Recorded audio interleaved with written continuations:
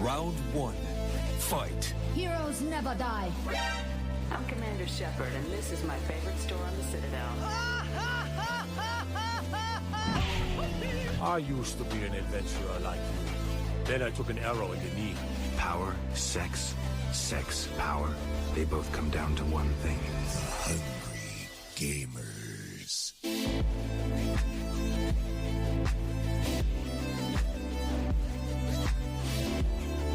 Hello, and welcome, boys and girls, to the 213th episode of the Hungry Gamers podcast. We are powered by 8bit.net and those sexy legends over at Audio Technica.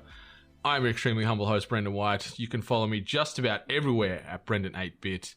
And the Danny LaRusso to my Mr. Miyagi, my podcast Ride or Die, we're talking about Miss Ellie Hart. You can find it on dem socials at Miss Ellie Hart. How you doing today? You been sweeping that leg? No mercy. Wrong, actually, that's the wrong team. Yeah, doing well. It's hot as balls out here. I can't stand it. I feel like we're now interchanging like the same kind of temperature because I understand it's getting a little bit warm in Australia again. Currently, Melbourne, 22 degrees at 8:49 in the morning. Oh shit, that's pretty warm. We've got like Santa Ana winds or some shit like that, so the desert blows hot air over our way. The rest of the country is apparently having a nice cold, chilly fall, as they call it over here. So yeah, no, sweating balls over here. How are you? I'm doing good. Yeah, as I said, 22 degrees, so it's warming up. I think it's going to be yet another hot summer up here in the Sunshine State, but thanks to the brilliance of air conditioning, I rarely know what that's like, especially with still working from the home office virtual meeting environment. So getting out and about a little bit, seeing some clientele, but mostly it's just done in the old HQ studios. So yeah, a lot of homebound, but just chilling this weekend. Little Winnie's done himself a mischief and tore his dew claw. So I had to take him in and get some work done to that at the vet yesterday. And now he's bandaged up with little foot sock thing going on. So he's limping around, the poor little bloke. But yeah, I'm doing good. It's always sad when the pups like injure themselves because they get scared, and you, as you know, a fur parent, you're scared, and they read that as well. So then they're like, oh, I really do have something to be worried about. So it happened to my pup too, like the nail just getting like torn, and then there's this blood, and you're like, so much still. blood, and then they're scared, and then it's a horrible situation. Yeah, so. And it's exaggerated further because then Bentley gets worked up because he can see his brother's sad. So like, I was sort of cuddling Winnie and sort of wrapped his little claw in some tissue and stuff to stem the bleeding, and then Bentley sort of jumping all around. It's like, you okay? You all right? What's going on? Oh, what's happening? And so I'm like, Bentley, piss off, sit down, just be calm. And then Winnie's getting worked up more, and I'm here to provide medical assistance. That's it, yeah. Little nurse Bentley, and then I took them both to the vet yesterday just so he's got his brother there, and because I think Bentley would probably get anxious if I left him here by himself. Yeah. And then they're trying to cut the claw away and whatever, and Bentley's jumping all over this other vet and getting right in there. So I'm trying to hold Bentley this way and hold Winnie calm in my other arm, and then the vet's in there with the clippers, and it was a whole thing. But yeah, we got there, made it home okay. Boys are chilling. I can hear them just sitting outside the studio door now. I was going to bring them in, but they just get too noisy, especially Bentley. Anything he does, it's just volume 50, 100 decibels, and you could hear every little wheeze and fart and burp and chew. So wouldn't do that to listeners. We respect your ear holes too much to be doing that to you. Us, however, we will burp, fart, and chew into the microphone. Yeah. My tummy's churning a bit this morning. Had some really good Indian for dinner last night, but I feel. Yeah, I feel the curries are making their way through my body, and I'm going to make some homemade curry in a little while, but I'm going to make it through this episode first. I'm holding strong because I wouldn't want to, present my homemade lamb korma live on air. That'd be something, that's for damn sure. I'm sorry, everyone. I love Indian food so much. I'm a lightweight. I barely go out of the white person comfort zone, let's call it. So your standard butter chicken, but even so, it's never And I'm never like, oh, I want Indian food. It's never a crowd. See, I'm like that with sushi. Like, I like sushi, but I never like go, you know what I need today? I need sushi for lunch. Like, I'm never like that. Love sushi. And sushi is like perfect, especially in the summertime, because it's cold. Like, so, you know, you're in a cool space, you're eating cool food, and it's like, well, if you're going to the right places, it just tastes fresh. And like, and then if you go to a sushi train, then it's just an open invitation to stuff. I love the train. Sadly, there's not much train action over your way, is there? No. The only one that I've been able to find, there's one train, but it's like a fancy place. But then we recently found a place that has like a robot that serves you, which is great. It's cool. It's a little robot train that comes and delivers your sushi to you, which is great. So how can you complain to the robot if he brings you the wrong thing? I could try. But it's like, it's more like you order it, like one of those things where you got a panel at your table and you order it, and then eventually like it comes up at you. And I think, from what I remember, it like sings you like a little tune when it gets there, and then you send it back. The your future sushi is now. is ready. Take your effing plate. I love the train. I love any type of food establishment where I can order at the table off a little iPad or something. Just that technological advancement in itself is just so great. I understand. I'm all about it. Like, for me, it's perfect. Like, it's very antisocial of me, but it's also in the aspect of like, if like there's not going to be any order discrepancy because I put it in. Like, I'm the one that said this is what I want, and I saw it on the screen. It's there on the screen. So if anything does go wrong, it's like, there it is, as opposed to like getting it from a waitress and there being a chance where you sit there and you're like, I hope they got that. Like, I had that experience recently. I'm actually really self-conscious about my my accent. Especially when I have to order things, and I always try to like articulate my words and try to slow down my fast-paced Australian talking. And I ordered a sandwich, and I purposefully ordered like one of the pre-made ones that they had on the list, because I'm like, I can't fail here. I said it clear as day, and then we found out that she misheard me and she did something completely different, and the names are not same. The names don't have the same words or anything like that. She misheard me and was starting to make another sandwich, and I get really like doubtful of myself. I'm like, I'm almost certain I said the right thing. So just any lack of human interaction with my food is probably for the better. I feel you, because yeah, like our dialogue and phrasing and tone and slang and speed, like it's normal for you and I, but yeah, when you implant yourself into another culture, it is just so alien, and you don't really think about it. Like, I remember now you're going to bars or restaurants in the States and whatever and trying to order stuff, and they'd either bring you the complete opposite thing or ask you to say it, you know, 2 or 3 times to get that confirmation. And then going full circle, going to any type of hospitality establishment where they take your order, but, you know, say there's multiple people at your table, they don't write it down. Like, it's mighty impressive when they nail it, you know, when they know everyone's starters, everyone's mains, everyone's drink order, and it all comes out perfectly. But I always have this moment of hesitation where they're like, just, you can see it like getting written down in their brain instead of on a pad of paper or putting it into their iPad or their little terminal. Like, I'm sitting there going, I don't trust this. I don't know you. I'm going to get something wrong. And that happened last night. But the gentleman that took the Indian order, he nailed it. Smooth as, really well done. And yeah, I'm so full still. Like, I had dinner 13, 14 hours ago and I'm still so full. It's ridiculous. Damn. But I'm starving. Yeah, outside of talking about Indian forced bowel movements, maybe we can talk about what we've been doing. I'll briefly touch. Only thing I've been playing this week is Destiny 2, to be completely honest. Been back on that train. Iron Banner kicked off this week, so I was rolling some Iron Banner, getting the new Iron Banner themed armor sets. Did a little bit of like exotic quest hunting with NATO. Like, it's just been a good distraction, good time killer.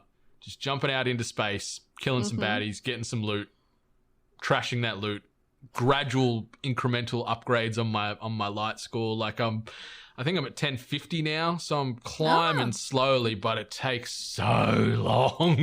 it is a grind, and you like as soon as you like load in, you especially for the week, you've just got to tick all the boxes, complete like your weeklies, your dailies, and everything like that, just so you can get the power engrams after, so you can power up. It's daunting, and like it can seem like tedious and chore like. I've never really followed it that strictly, so that usually makes me come across as not a dedicated Destiny player, but I load in and play. I'm a poser. Yeah. I just load in and do what I want to do, like usually Gambit, but sometimes I'm like, I'll play some PvP, or sometimes I just want to like, you know, walk around like a planet and just interact with randos and just do like events on planets and stuff like that. Like, I like that Destiny has that option, but yeah, apparently if your power level isn't to a certain extent, then you're a hashtag fake fan. Oh, so, no. I also love our listeners who are probably like, thank fuck, like she's stopped playing Destiny, we're gonna stop hearing about it, and now it's like now you're like, so I've started playing Destiny. That's great. I am going to play, like, well, we're both going to play some Squadrons. Like, it only dropped yesterday, and shout out to EA for slinging us a few copies, but yeah, we'll be playing that tomorrow, so we'll have a bit more of a deep dive recap on our experience with Squadrons on 2.14 of THG, but from all the chatter around the internet and the initial reviews coming in, it's really positive and it's really good. Yeah, it's and the fact it's $50 Australian, like, that is phenomenal in itself, that it's not a full-priced $100 game. It's not a complete bank breaker. So yeah. $50 for some Star Wars hotness. Yeah, buddy. Hell yeah. Yeah, but outside of that, I've been watching a lot of things. Same as yourself. Watched the finale for Season 1 of Raised by Wolves this week. Oh, so it's all 10 episodes are done, out in the ether now. Wrapped up the first season nicely. We know it's confirmed for a second season, and where this goes, nobody knows. Like, there's some crazy shit going on in the end, like in this episode 10. Just bonkers, but really cool. As I said, I've preached about this a little while over the last few weeks. Well worth a look at. Like, 10 episodes, great sci-fi, science fiction television. Ridley Scott helmed it. I think the finale actually was written and produced by Ridley Scott's son as well. Oh, really? So it's cool that they've sort of got this real incestuous situation going on with this franchise. But I really enjoyed it. I think the first season was a success. It was really well done. Great acting, great story, great visuals. So give that a gander if you want. Latest episode of The Boys was fantastic as well. Like, chef's kiss on that. That show is just, firing on all cylinders. The latest episode of Lovecraft Country, pretty good. Wasn't as good as the episode 6, which is still probably one of my favorite things I've seen in a few years from an episodic perspective. And then a show I binged over the span of 24 hours called Kings of Pain. I don't know if you've heard of this one before. Maybe. What's it about? So it's a reality TV show. I think it initially came out on like Discovery or something like that. So there's this Australian dude and this American guy, and they get together, and I can't remember the initial scientist's name from the 80s and 90s, but he made like this 1 to 4 pain index based off like insect bites. So like if you got stung by a bee, it might be a 1, where if you got bit by a bullet ant, it could be a 4. So like you can gauge how painful these things are. Yeah. And so they've taken this index scale and increased it out and done 3 different tiers, and they score it out of 10. And then they're going around the world and letting like friggin' tarantulas bite them, scorpions sting them, centipedes sting them. They even did like stonefish, like they captured a stonefish and they put their hand in and like smashed their hand on the spiky quills or whatever you'd call them on the back of the fish. Yeah. They even let like a big like boa constrictor bite them. And this boa constrictor fucked them up. Like the American guy with that bite, it actually created like a hematoma in his arm. So then the next day, they've got like medical experts on site for all this all the time, obviously. And you can see him like pushing through this blood clot. And then it's just like it's insane. Like there's 8 episodes and there's a 9th episode, which is like a recap and hidden scene crap. But yeah, they go all around the world, capture these bugs and like, spiders, all these creepy crawlies, snakes, fish, and then other things from the sea, and just let them bite them, and then gauge like the pain, the time, and then the I guess, the viciousness of the bite too. And then they score it out of 30 and then they make a new scale. Like, it's so dumb, but I couldn't stop watching. But is this for science, or are they just doing it for shits and giggles? It's scientific, like... I guess is it's someone both. taking this information and recording it, or are they just like, oh, we're just making our own? Yeah, so they're like the Australian dude, I can't remember like what like he's in this field. Like he is an animal expert or something. I can't remember what his certification is. The other dude is just some YOLO bro. Like he's got a proper name, but like he's referred to as caveman on this show, so it's like whatever. Wears his hat backwards, probably like chases 40s. That kind of rings a bell. Is he like a survivalist? Yeah, he looks a bit like a survivalist. Like he looks like a dude that could be at like a keg frat party though. Like he's wearing his hat backwards. But yeah, it's crazy. Like they are using this as a scale, so you know how vicious animals are, and I guess ultimately what to avoid if you come across them. Like I guess there is some science and some intelligence behind it. But just watching these guys do it, and then for no doubt the producers have told them to also, like, when they do get bit or stung, you know, react times 10 instead of it like just being they're like and like Hulk, like some of them are just carrying on. But some of the bites and the infections and stuff that happens to these dudes after this attack or this sting, it's disgusting. I'm sitting there going, long term, this is going to fuck you guys up a lot. They don't know what it's going to do to them. Like, here's the science of it. Just don't get bit. Avoid dangerous animals. Be safe in the environments, you know? And then by the time that you, like, actually get bit, stung or whatever, you're not going to resort to a fucking chart, go, oh, this is the level of pain I should be feeling right now. Yeah, like... no, it hurts. There was one part which could have gone really south. Like they're in the Amazon and they caught a heap of piranha and they put them into a tank. I love piranhas. And this caveman dude, he got like some like a chum, like a bucket of chum. Yeah. So blood and insides and stuff. Glazed his whole arm in this and put his arm into this tank. And you're sitting there going like, are these piranhas just going to go and like chew his arm off? But I guess because he didn't have a potential open wound, they didn't really trigger.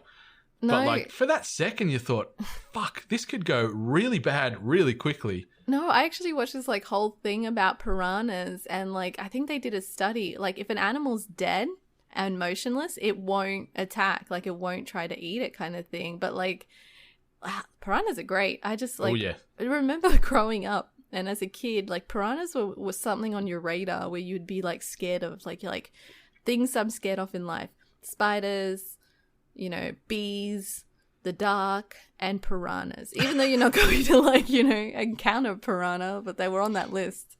They're a mean little creature. But so instead of, putting his arm in and them attacking, they actually just, like, grabbed a piranha out of the water and then sort of just held it at his, like, right beside his arm and then, like, latched on. It was like...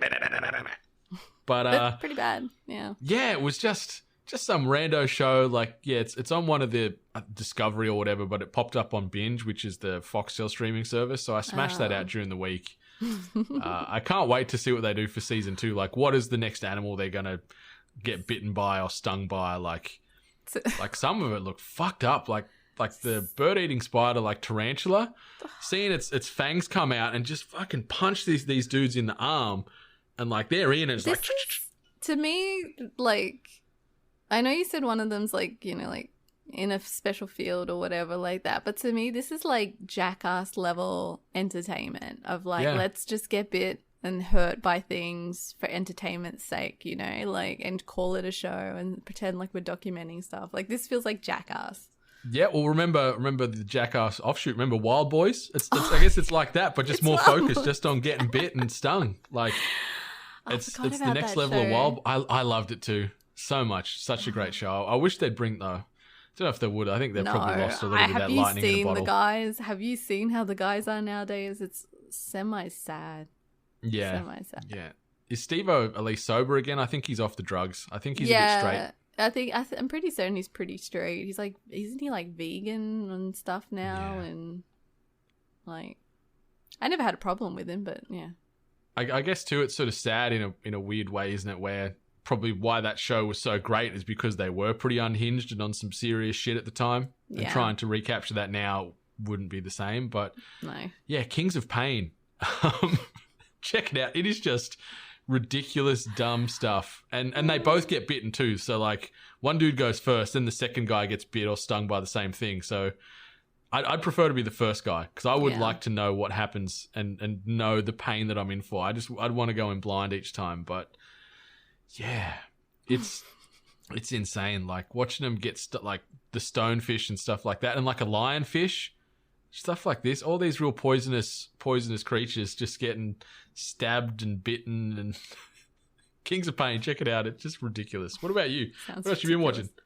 Well, I quickly jumped into Animal Crossing because the Halloween season has started, and that's perfect for me. Like my house and my aesthetic on my island was already pretty spooky, so I saw a lot of the stuff that was going to be involved, a lot of like, you know, jack-o'-lanterns and pumpkins and spooky stuff. So I'm like, okay, I'll jump in, let's see what happens. First of all, if you haven't played the game in quite some time, your character exits the house like usual, but your hair is all disheveled, like you've been sleeping that entire time. And then if you go into your house, there's roaches. So, you gotta tread on all them little buggers. I wanted to keep mine, but I accidentally stood on it. There's a few weeds around. You get kind of like a bit of sass from your villagers saying, "It's been ages. Like, where have you been? I was worried." And it's like, "I'm sorry." So they're currently selling pumpkins, so you can plant pumpkins, and then there's a lot of recipes now where you actually have to use the pumpkins that you grow. There's also like different levels of pumpkins that you can grow depending on how much you water them and look after them and everything. And then this whole thing for Halloween. And you also buy candy, but you can only buy one candy a day. So it looks cute. It's very adorable. If you're very like Halloween like focused, like if you're a big fan of Halloween, it's your favorite season, I definitely recommend jumping in. Some of the stuff is pretty cute.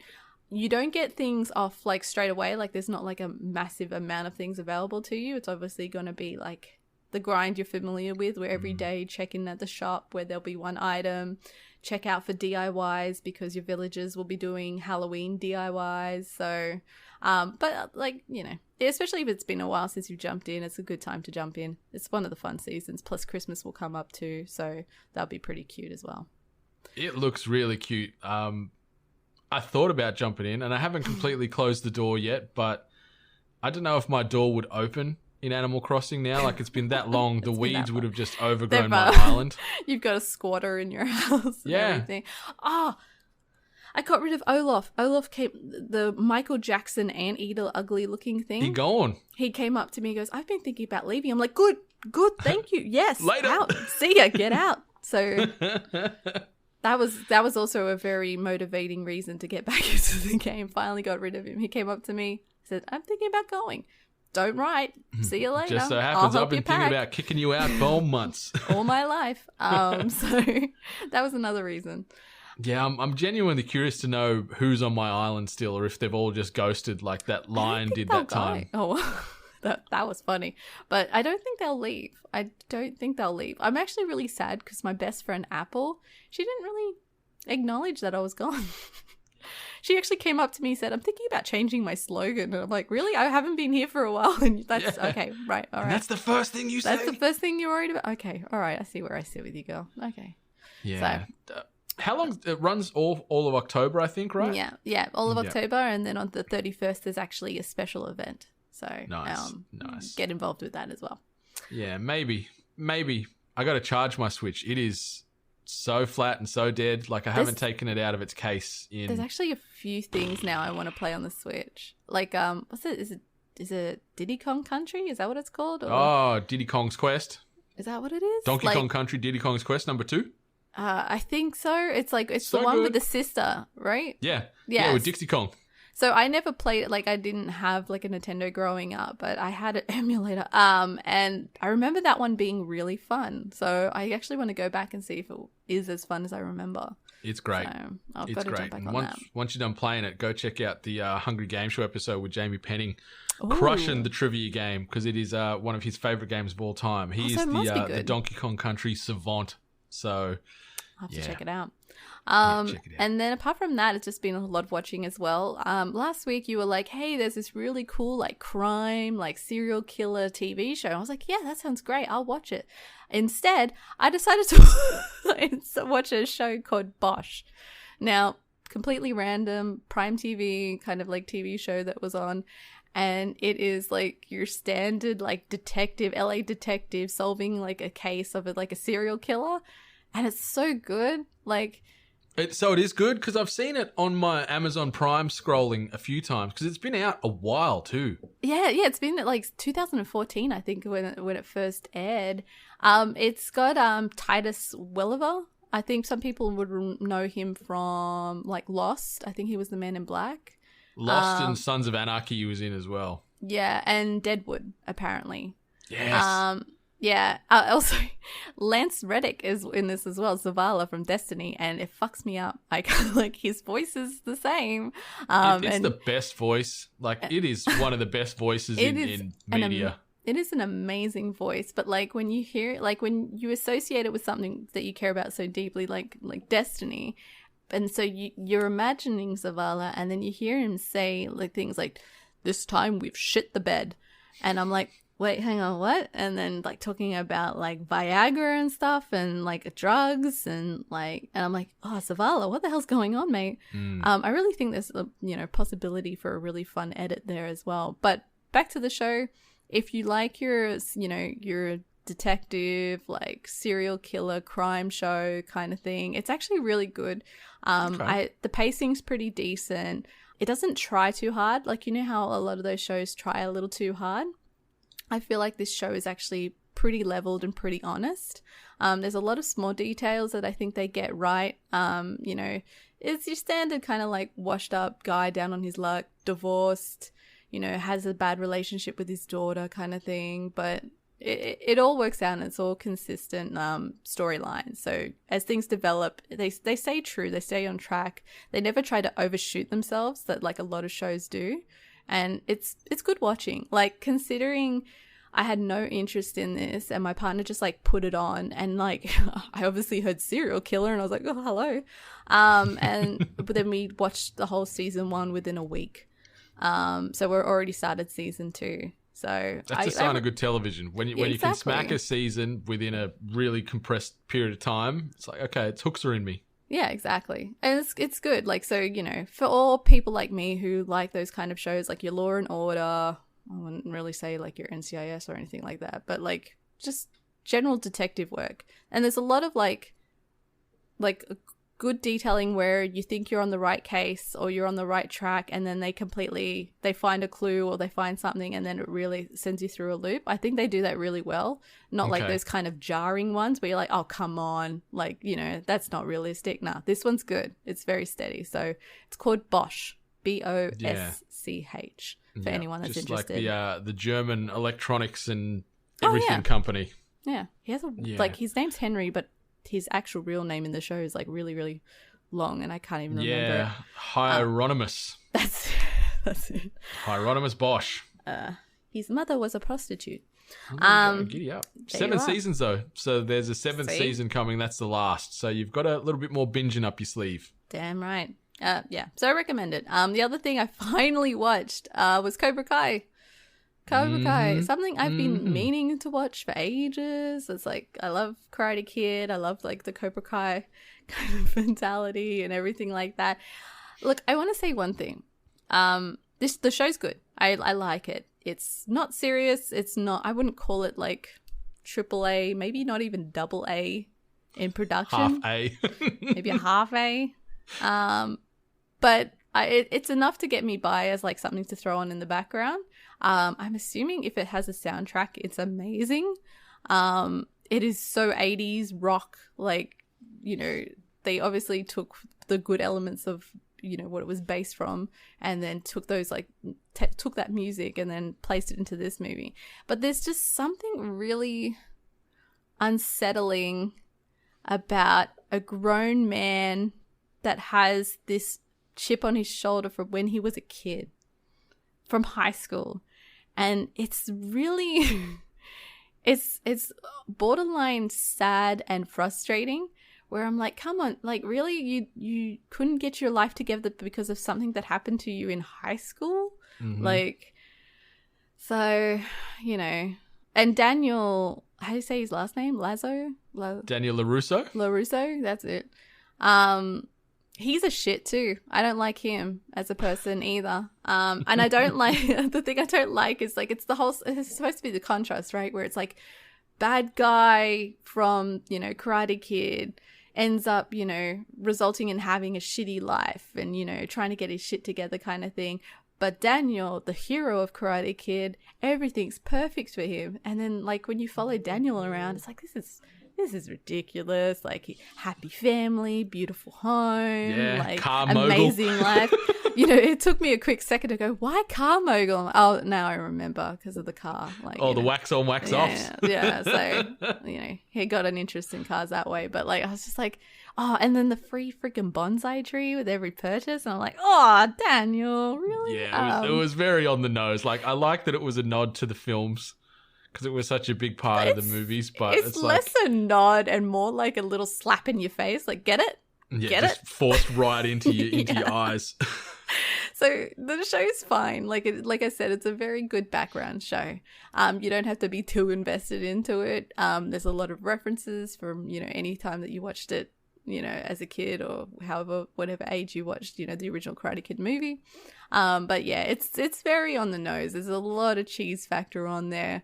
A lot of like just straight up like them smacking you in the face with references from, you know, Karate Kid and everything like that. But you know, it's fine. Like it's good TV. It's fine. So I'll continue watching it. You guys said it got better as I think it's still a lot of 80s cheese, but like I like that. I guess it's sort of self-aware in a way that it's trying to just bring a lot of 80s vibe back to it. Like I know it's set 30 odd years or whatever since the movies and they're grown adults now, but it still takes a lot of, I guess, what made the movies great or memorable in a way. But it's cool. It's cool. And just seeing these two old washed up karate, you know, Ubicans trying to get through life in their, you know, 50s or whatever. It's just hilarious. Yeah, two grown men that had an interaction. Apparently never once crossed paths since then, even though they both clearly lived in the same area. Like, I understand, like, LA or the LA area or the Valley or whatever. Like, it's still big, but I just feel like at that age, between the ages of, like, what have they been, like 17 in that movie? Yeah, about there. Late teens. Yeah, late teens, 17, whatever. And now they're clearly, like, what, in their 40s, late 40s? It's like, no, your paths would have crossed. It feels like we all missed the gap of their lives that they also missed. And it's, like, pretty evident, so. Yeah. But it's fine. It's fine. I wouldn't take the show too seriously. Yeah, it's easy watching. Like, there's a third season coming out in January, and they've also already renewed it for a fourth season because it is popping off on Netflix. Like, it landed on there in June, and it's just going bonkers now. So, yeah, power to everyone getting on board with it. Like, and it's good to see because it was just a shitty old like web series. Really, it was on YouTube Premium. It was on YouTube, yeah. And now it's finding its legs, and a couple of, I guess, almost you could say washed actors from the 80s of getting their star put back up into the lights again, you know? I'd say washed. I'd say pretty washed, yeah. Yeah. So that's cool in a way. I guess seeing these people get a bit of lightning in the bottle from something they did 30 odd years ago, now they're relevant again, and all these new people are coming to Karate Kid and probably will then boost film sales and get more eyes on the initials and the original films and stuff like that. So yeah, like it's cool. I'm happy for it to have some success. Yeah. But like I kind of thought that they were going to be smart about the whole, like, because everyone said it's like, oh, you know, you find out that really like Daniel was a bit of a dick, like, you know, but he just straight up comes out and says it. He's like, you stole my girlfriend and you won on an illegal move. And then it was just like, oh, what do you mean? And then like that was it. And I'm like, I kind of feel like we should elaborate more on here, but you know, whatever. Yeah. See, all that came out of my viewing of this is like, yep, car dealership owners or car dealership salesmen, they're pretty dodgy. You know, you always got to be mindful. No, they always make it like they make Daniel look like just the best guy. Like he's such I see a nice through guy. that. I see through them fake bonsais. Dodgy dad, but everything else, he's just perfect life. And yeah, it's just that weird gap that seems to be missing from when they were teenagers to grown men. It's weird.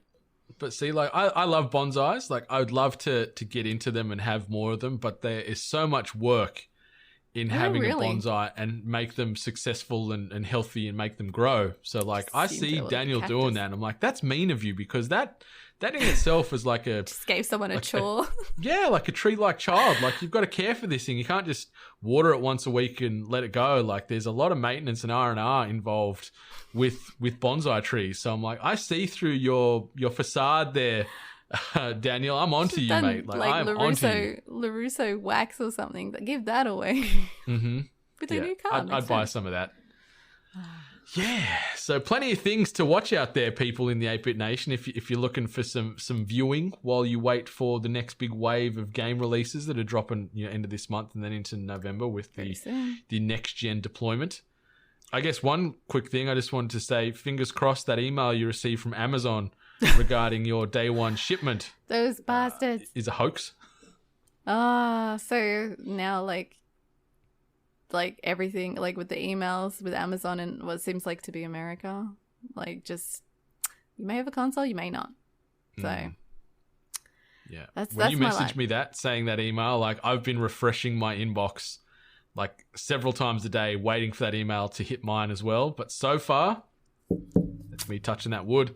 I have not received one yet, so I should have it day one. But who knows? Because logistics are screwed here in Australia, and no doubt around the rest of the world too. They they can't really guarantee even overnight delivery and what have you. So we'll see. It's one thing we'll we see do next well month. over here.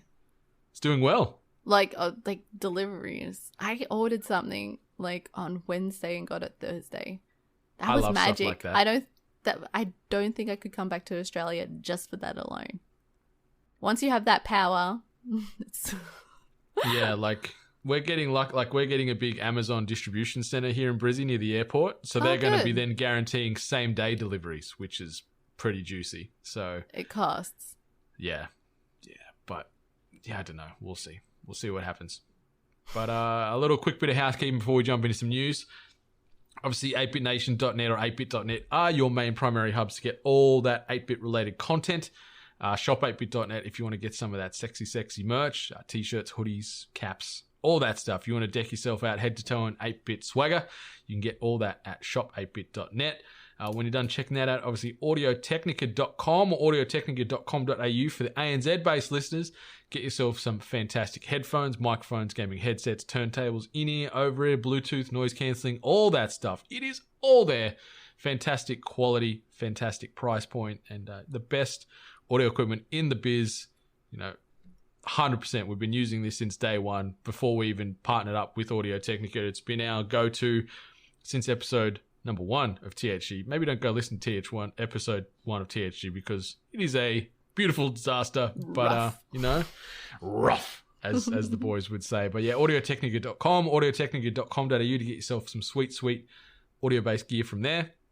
And last but certainly not least, be sure to rate, review, subscribe us, as well as all the other podcasts you listen to on the regular, on iTunes, on Spotify, or whatever podcast player you are digesting this content on, because those ratings and reviews help keep the emotional lights on in our hearts. Thank you in advance for that. We love you.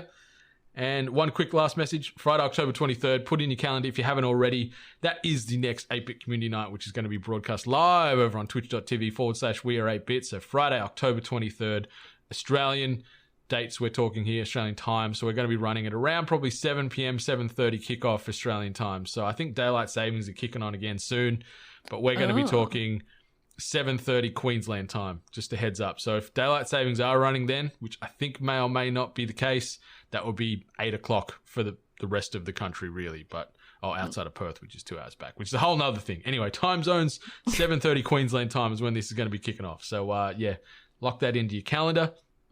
But let's get into some news. This week's news headlines.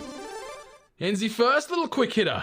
The next Super Smash Bros. Ultimate character is Dun, da, da, da. Minecraft Steve. He's the latest character to join the bulging Super Smash Bros. Ultimate roster. And that's not all, listeners. Alex, Zombie, and Enderman will also be playable fighters. This happened earlier this week via a... It was like a video, 5-minute video. Yeah, weird. But 4 more characters are still to come to Super Smash Bros. Ultimate as part of its second fighter pass. So this... I don't even have a needle to move on this. Like, I've got zero skin in this game. Like, people were upset. A lot of people, like, a good chunk of people were upset. A lot of people feel like it doesn't belong in the game for whatever reason.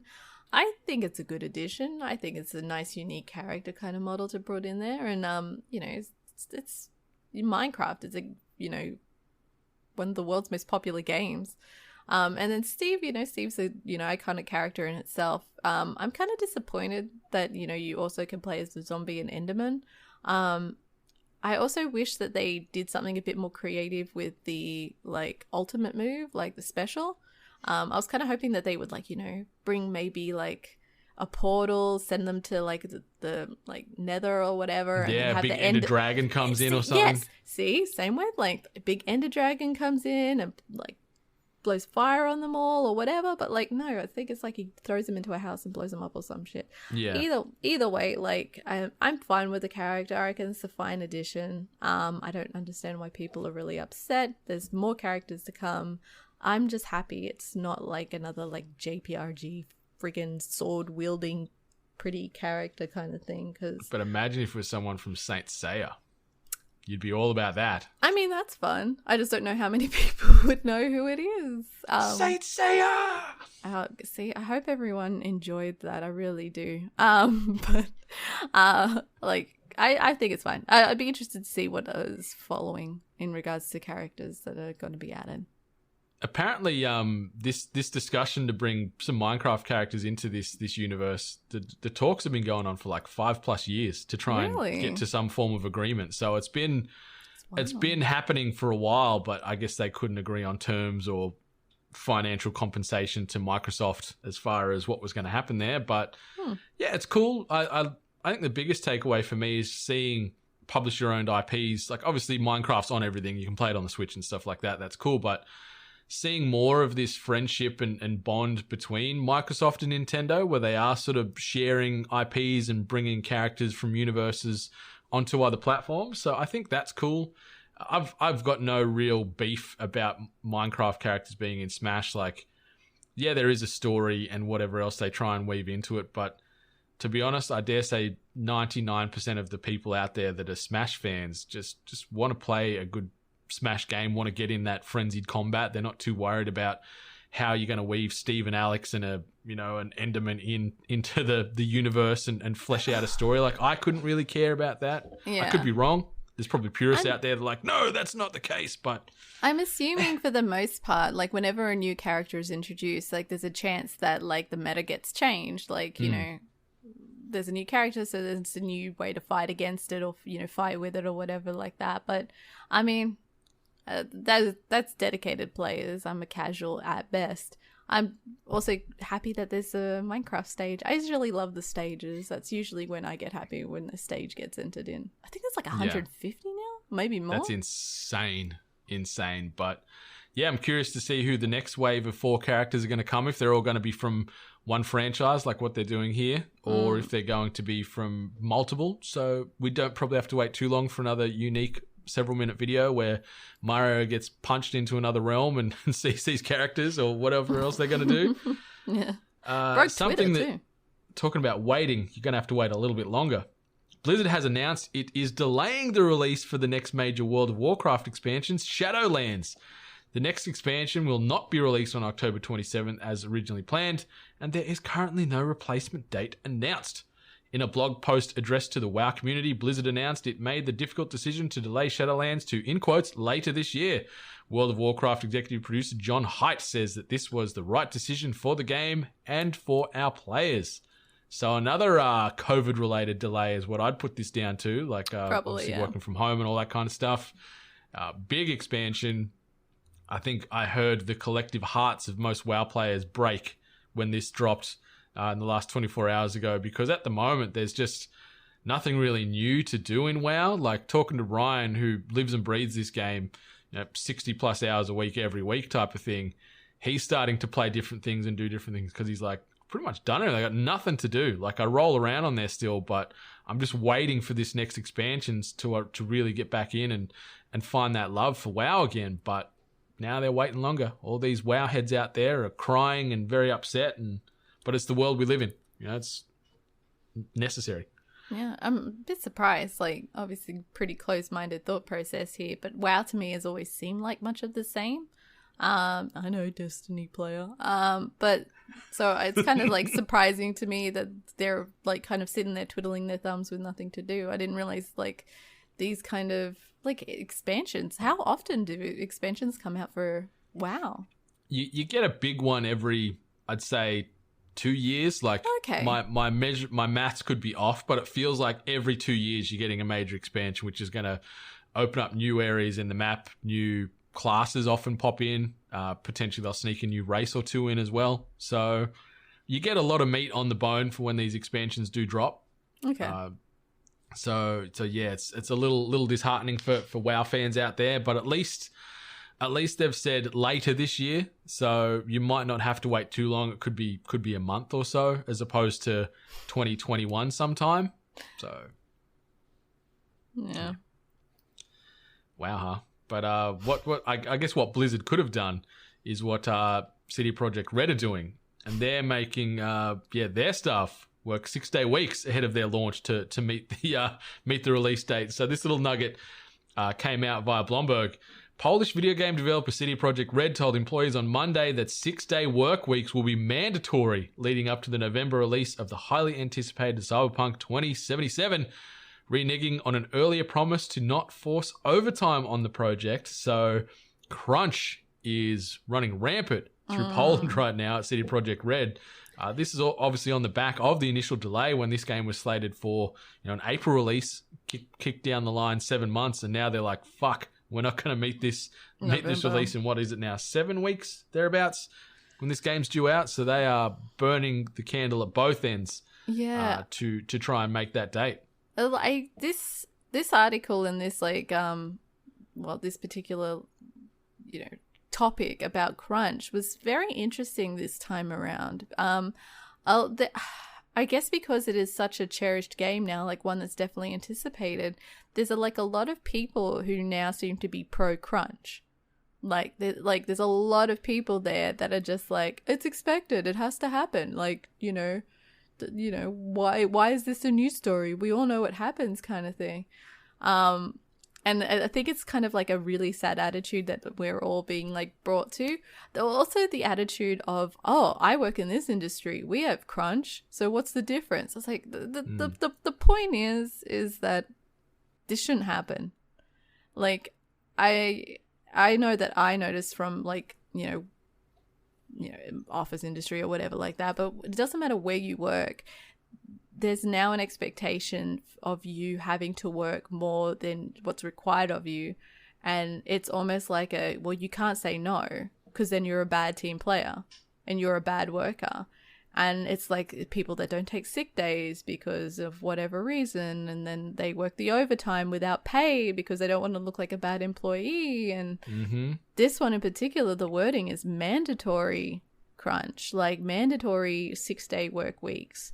So, even if it was optional, there's probably still that stigma of well, if you don't help out, you're a bad teammate, kind of thing. So you're either on the bus or you're off. Yeah, it's about, essentially, I think this article was good in the fact of just highlighting that it still exists. It doesn't matter how much time you give a project, they are still constantly putting their, stuff in health risk, because it is a health risk. Requiring people to work more than what's required of them, it's physically draining, it's mentally draining, it's not good for mental health. And I think that it just needs to be brought to light, to be honest, in all industries. But I mean, this is the one that we devour and we benefit from. We get to play the game.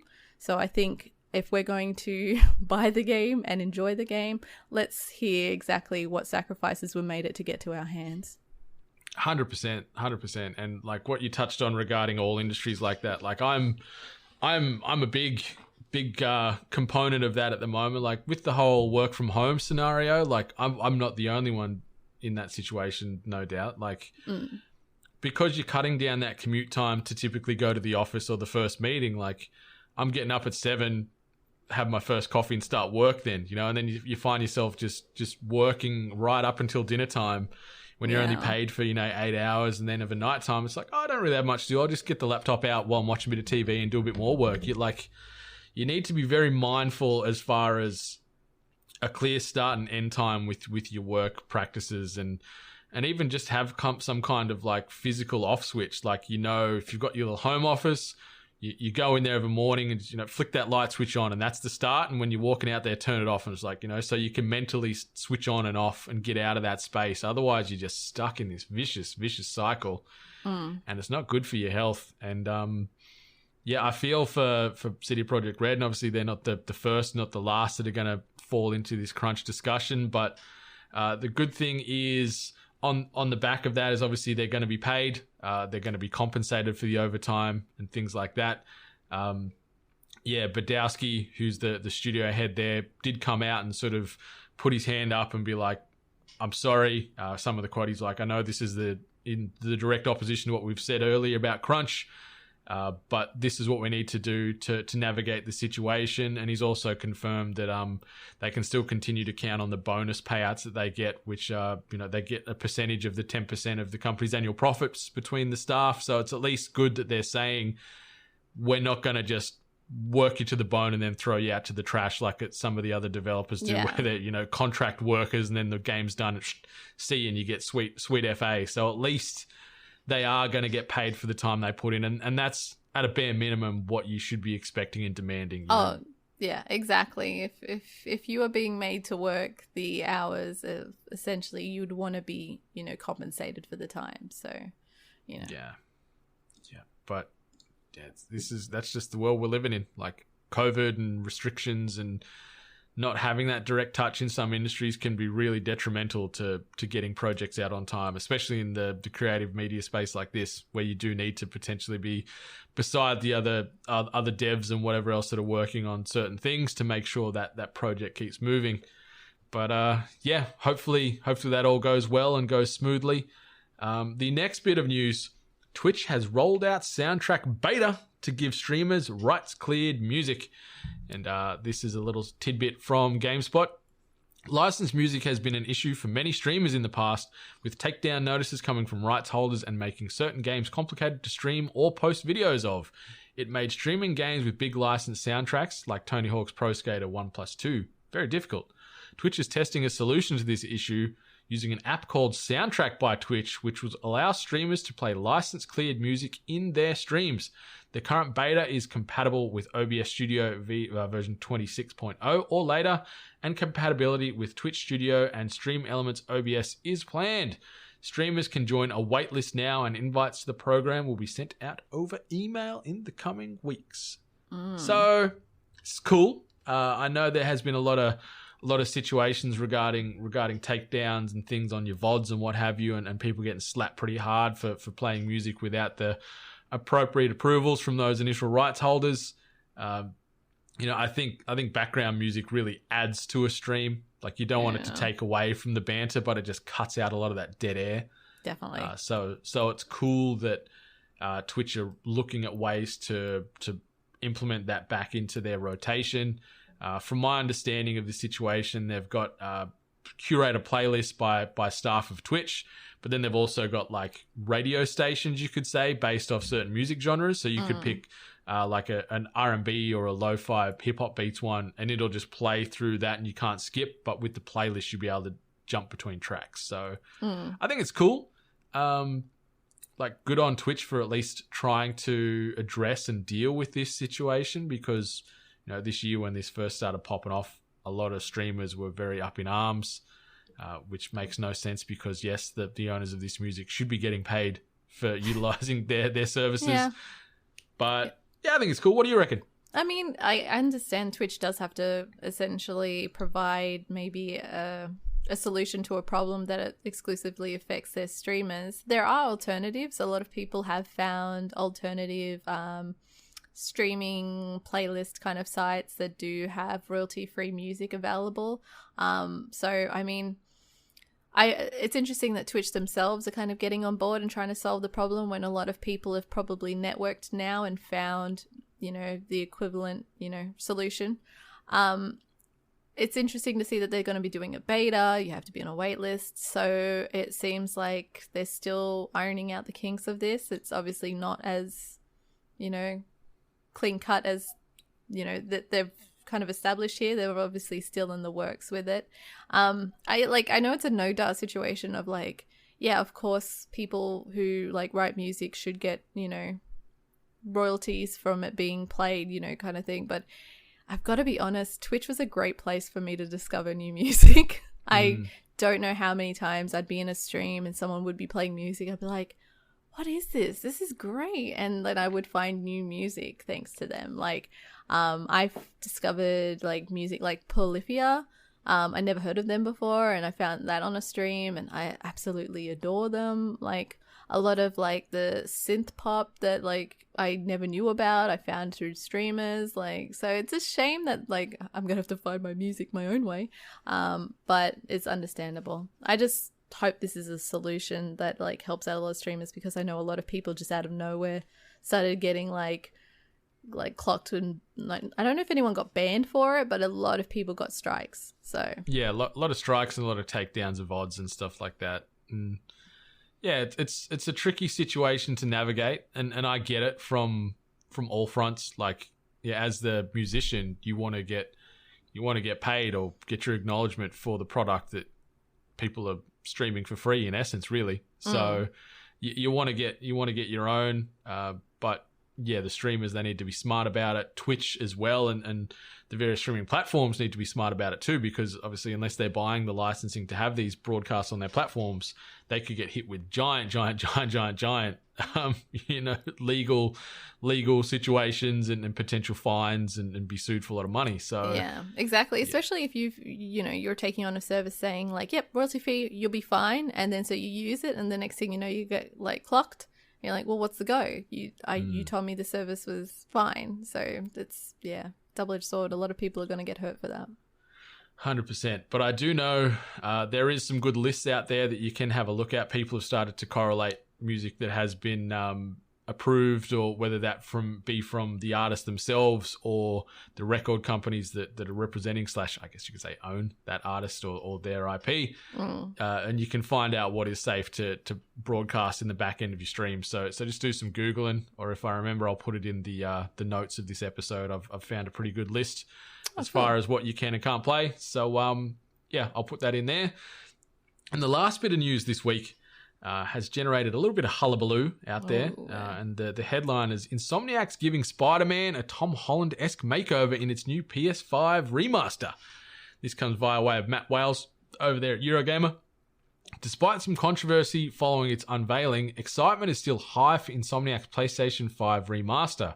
And the developer has now given a more thorough look at the enhancements coming to Sony's new console, including a rather Tom Holland-esque makeover for its web-singing lead, which is due out in November. Peter Parker's youthful new look comes as part of a huge upgrade for characters in the remaster. Insomniac claims it has cast Ben Jordan to be the new face model for Peter Parker on PS5 in order to better match actor Yuri Lowenthal's facial capture, and not, to bring it more in line with Marvel's massively bankable movies. Ooh. But other characters have received visual upgrades too. Insomniac says to expect higher fidelity skin, eye, and teeth shaders, as well as individually rendered strands of hair, all of which it hopes will bring new life to familiar characters. Of course, the graphical enhancements go way beyond characters, and the delightfully vertiginous? And the delightfully vertiginous playground of Manhattan has also received notable upgrades as part of Insomniac's remaster. The developer says it has done painstaking work on the city to take advantage of PS5, delivering improved models and materials as well as ray-traced reflections and ambient shadows. It looks stunning with our new skies and weather Insomniac enthuses. Additionally, the game now targets a 60 FPS frame rate, which is interesting, because that's frame per second frame rate. That's some bad wording there, Eurogamer. Now targets a 60 FPS frame rate when played in performance mode, and there's support for spatial 3D audio as well as haptic feedback and adaptive triggers via PlayStation 5's DualSense controller. Insomniac also promises near instant loading, but notes that players can turn on the original game's humorous fast travel animations if they prefer, which is obviously where he's riding the subway, hanging out, checking his phone. I didn't find them humorous. I thought it was cool as a way to break it up, but I wasn't laughing. But anyway. Elsewhere, Insomniac says it's carried a number of new photo mode features over from Spider-Man Miles Morales, meaning lights can now be placed around the environment to illuminate a shot, and spider suits can be switched when everything's framed up too. And on the subject of spider suits, the developer even offered a glimpse of the Amazing Suit, one of 3 new suits being added to the remaster. So, yeah, they're just going back to the well, remastering a game that came out a couple of years ago, trying to get more blood out of the stone. Yeah. The character model, I prefer the old one, to be 110% honest. Like, I'm not going to pitchfork and carry on like a lot of the internet has about this. That was intense. Like, I didn't realize people felt so passionately about like that sort of stuff. Like, I get it. Because this game was a lot of people's like game of the year kind of thing. Like, it had such an impact because it was such a great game for people. So I guess it's kind of like getting accustomed to a character and then them just recasting your character, recasting the character that you came to know. So I get that. But I just, there's no reason to be a dick. Like, you can be angry, you can be a little upset, but just don't be a dick.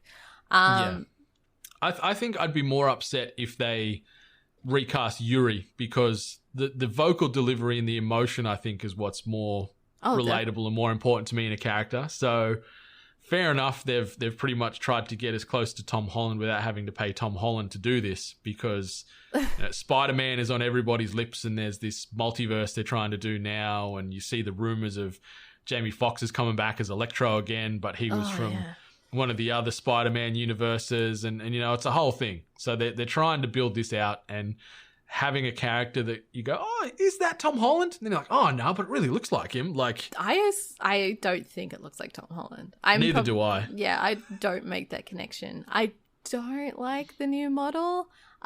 He's just gone from 20 to 15.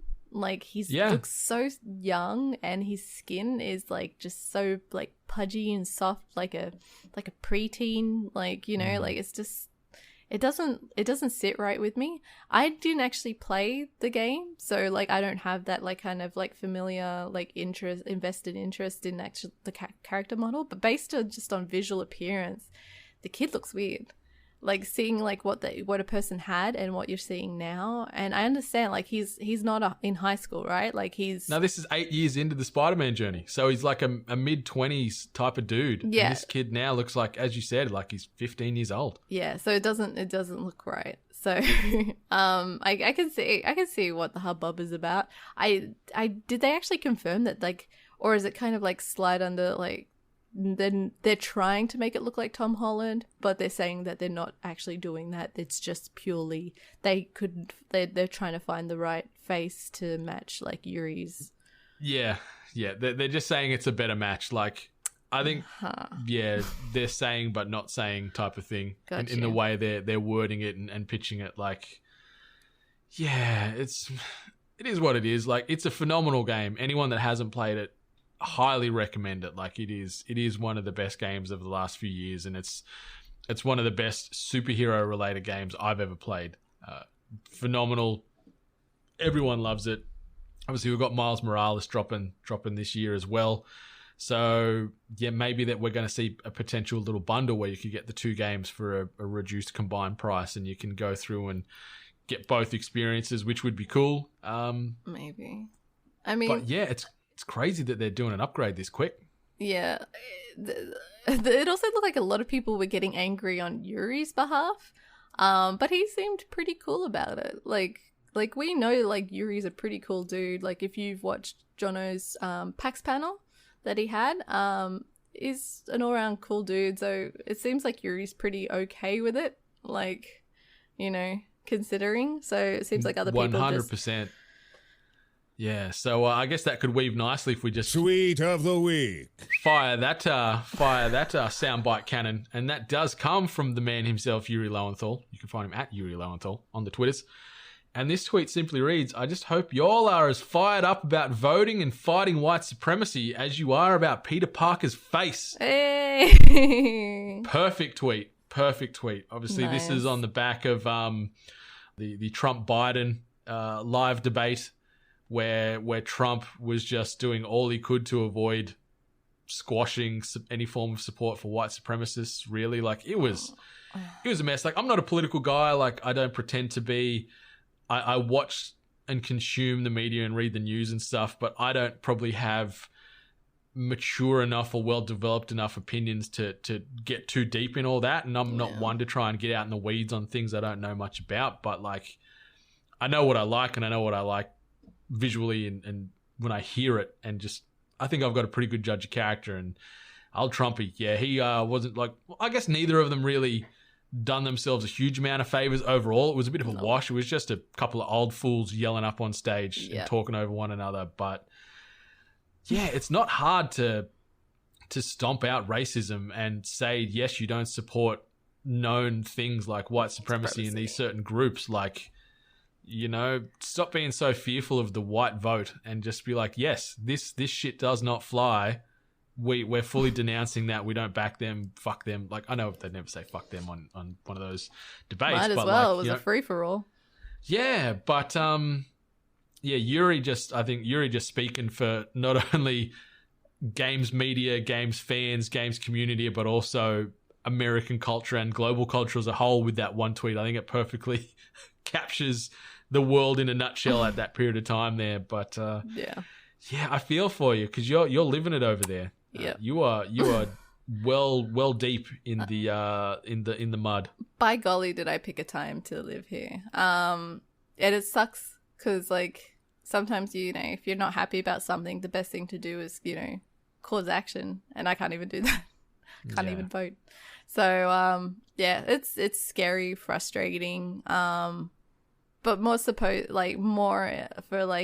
anyone that is a victim of these horrible actions of the white supremacists essentially, and pretty much the climate that's been created. Like, I'm not gonna say created because racism and all that sort of hatred has always been around, but I just feel like it's been amplified and almost kind of let loose. They've kind of been told that there's no repercussion, and even when the president doesn't say he's against it, it's kind of so I'm more fearful and concerned for those that are essentially victim to it constantly daily. So freedom of speech, man, and all that. But you got free speech, but you're not free of consequences the way I believe it should be. But he's free of both. So yeah, is what it is. Not free of COVID, hopefully. Yeah, sucked in. But anyway, let's leave that at that. Hungry gamers go political. That's it. I can't think of a witty political based pun to rename the podcast right now. It'll come to me. But while I think about that, sorry. New releases and events. Me too, but as I said, I just don't know enough about it, so I'm avoiding getting into that swamp. This week, not a huge amount of games coming out. There's one I think that probably stands maybe two, just based off volume of units that are going to get moved, and that would be FIFA 21 comes out this week. Yeah. I'm not a soccer guy or a football guy, but a lot of the world is. A lot of the world's pretty horny for this game coming out. So that's dropping out on October 9/10, depending on where you are in the world. And probably the other one I wanted to mention, Baldur's Gate 3, getting that early access. So it's not the full release. It's sort of like an alpha, beta type level, but it's going to be available on PC and Stadia from this week on October the 6th. What? I don't know why I'm laughing that it's available on Stadia. It's what are the player bases on Stadia?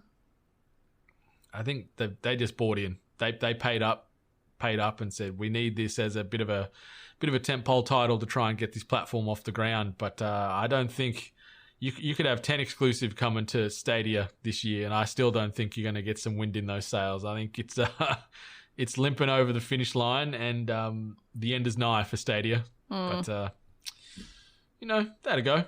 Power to Google. They'll be back. I mean, everyone out there, like the new releases are looking a bit light this week, but I mean, I hope a good chunk of us are just going to be on Squadrons. The game looks great, so I feel like we can all just invest our time on that one. Red leader standing by. Simply Red standing by. We might have to do like a purple. We'll do a purple leader and just weave it around purple discussions, I think. We'll have to come up with some little... Yeah, we'll come up with some stuff. Some purple call cards. Yeehaw. But yeah, this has been episode 213 of THG. Thank you all for stopping on by. We really appreciate every one of you in the 8-Bit Nation.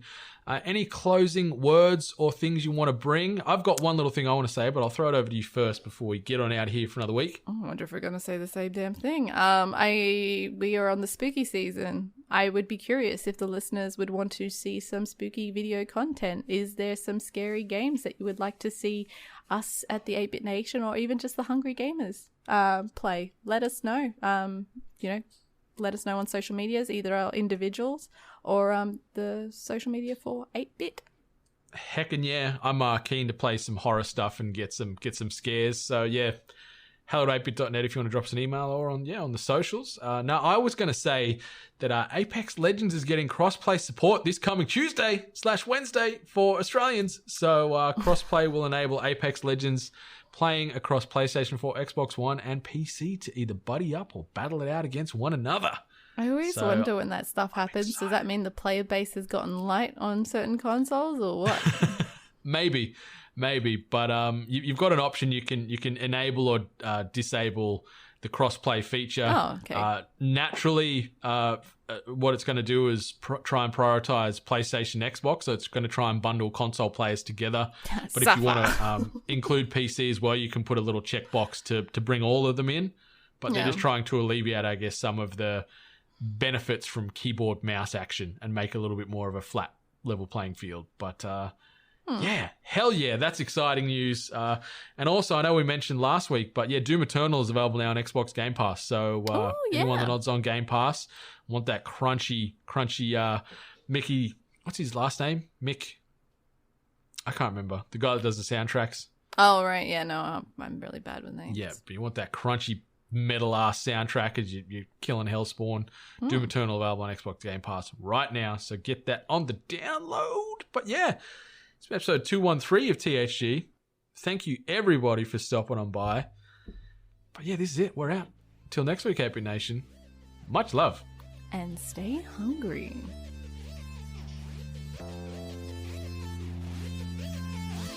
You've been listening to The Hungry Gamers, one of many gaming and geek culture related podcasts from the 8-Bit Collective over on 8bit.net. Check out more episodes on your podcast service of choice. And while you're there, please be sure to rate and subscribe. Until next time, boys and girls, stay hungry. Speaking of hungry, how's that Indian food? It's getting there. I certainly feel I'm close to a porcelain trip, that's for damn sure. Yeah, can't wait.